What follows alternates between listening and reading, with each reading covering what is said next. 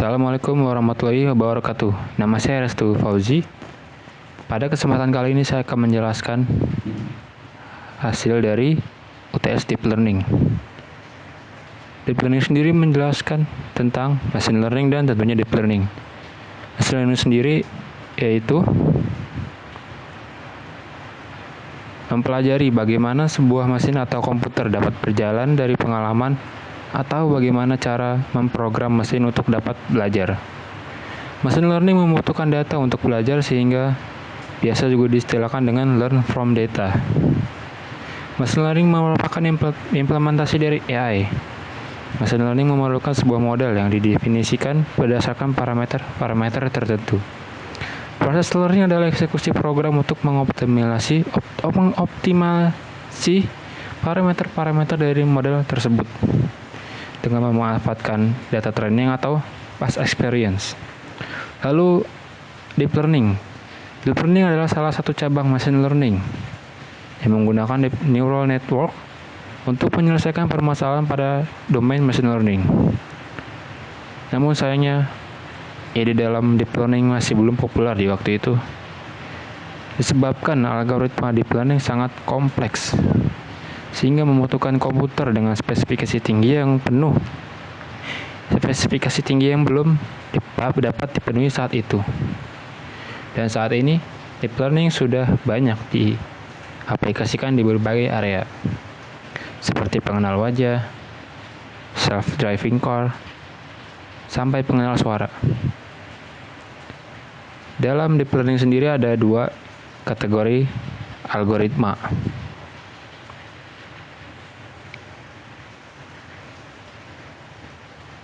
yaitu supervised learning dan unsupervised learning. Dan di sini ada sebuah studi kasus yang menampilkan bagaimana supervised learning dan unsupervised learning. Oke, langsung saja. Seperti pada gambar supervised learning, model machine learning di-training terlebih dahulu dengan memasukkan data yang dilabeli sebagai apel ke dalam database dari model machine learning tersebut. Lalu user atau pengguna ini akan memasukkan input sebuah apel dan anotasi, ini adalah apel. Maka model machine learning akan mengenali apel tersebut karena sudah ada di dalam database modelnya. Dalam hal ini, di training terlebih dahulu lalu akan menggunakan sebuah output yang menyatakan bahwa ini adalah apel. Lalu di bawahnya ada gambar yang menjelaskan apa itu unsupervised learning. Ditunjukkan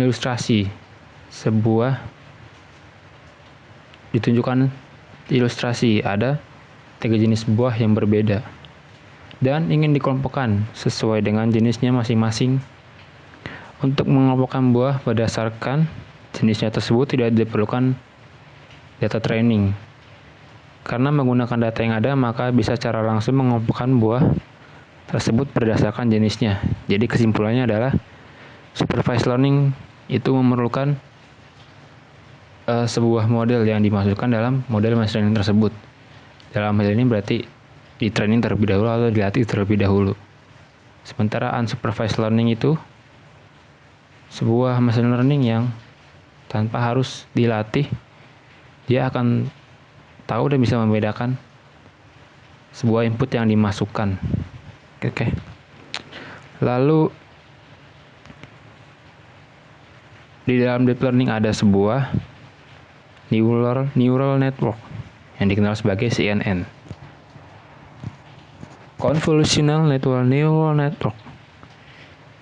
CNN ini bisa digunakan pada data image. CNN bisa juga digunakan untuk mendeteksi dan mengenali objek pada sebuah image. Secara garis besar, CNN tidak jauh beda dengan neural network biasanya. CNN terdiri dari neuron yang memiliki weight, bias, dan activation function. Lalu di dalamnya CNN mempunyai arsitektur seperti pada gambar berikut. Di sini ada dua kategori atau klasifikasi atau sebuah kelompok lah. Yang pertama itu Feature Learning, Feature Extraction Layer. Kemampuan utama CNN adalah arsitektur yang mampu mengenali informasi prediktif suatu objek, gambar, teks, potongan suara, dan sebagainya.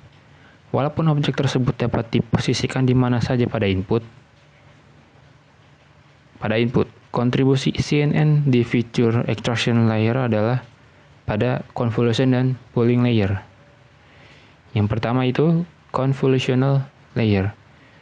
Convolutional bekerja dengan prinsip sliding window and weight sharing, yang dimana hal ini mengurangi kompleksitas perhitungan. Lalu di sini ada sebuah gambar yang menjelaskan tentang convolutional berupa gambar RGB image dengan ukuran 32 x 32 pixel. Yang sebenarnya adalah multidimension array dengan ukuran 32 x 32 x 3, di mana 3 di sini adalah jumlah channelnya. Convolutional layer terdiri dari neuron yang membentuk sebuah filter dengan panjang dan tinggi, atau disebut pixel. Lalu arsitektur yang setelah convolutional layer adalah proses selanjutnya itu pooling layer.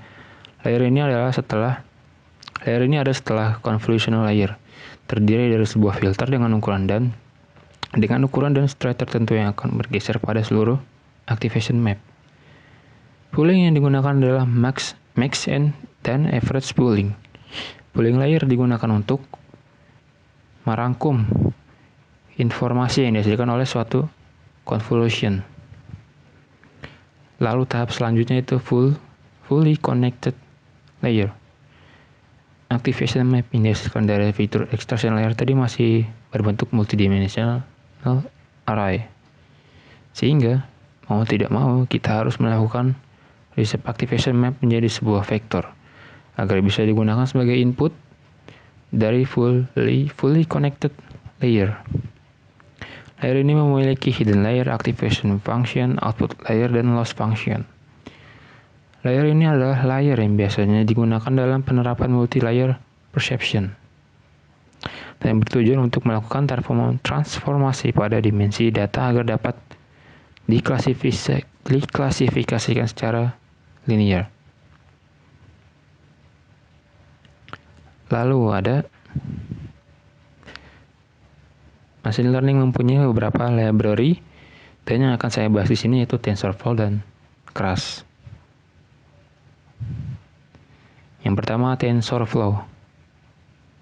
TensorFlow adalah salah satu dari beberapa library yang dikhususkan untuk melakukan perhitungan matriks multidimensi, yang dimana disebut juga dengan tensor. Secara optimal, penerapan paling dominan library ini adalah untuk membangun jaringan saraf tiruan yang di dalamnya penuh dengan operasi matriks. Lalu ada Keras. Keras adalah library. Sebenarnya Keras itu adalah sebuah wrapper atau pelengkap dari TensorFlow. Namun di sini saya menjelaskan secara mendetail. Keras adalah library neural network yang bersifat high level dan dibentuk di atas library lain. Dia membutuhkan library pengolah tensor sebagai back-end-nya. Keras menyediakan beberapa opsi back-end yang bisa digunakan, yaitu TensorFlow tadi. Lalu yang terakhir, di dalam jaringan saraf tiruan atau ANN, ada sebuah arsitektur yang di dalamnya ada input layer dan hidden layer. Input layer adalah merupakan lapisan yang membawa data masuk ke dalam sistem untuk kemudian diproses pada layer selanjutnya. Sementara hidden layer merupakan lapisan antara input layer dan output layer. Jadi ini ada di tengah-tengah, di mana artificial neuron yang memiliki sekumpulan input, pembobot atau wake, dan prosedur untuk menghasilkan output neuron melalui activation function.